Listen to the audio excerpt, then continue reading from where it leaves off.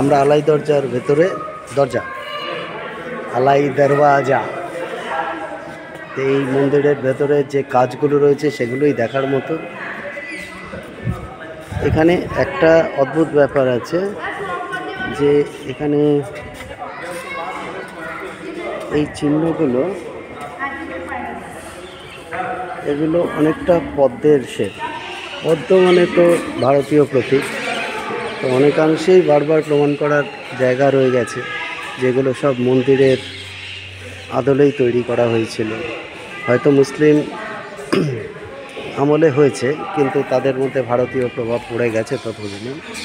আর যেহেতু সমস্ত মন্দির হিন্দুদের, তখন পদ্মের একটা প্রভাব ছিল, সেই কারণে। আর এইটা তৈরি হয়েছে মূলত, এই দরওয়াজা যে হয়েছে এটা হুমায়ুনের আমলে। এখন এই পর্যন্তই, ভেতরে ঢুকে আর একটুখানি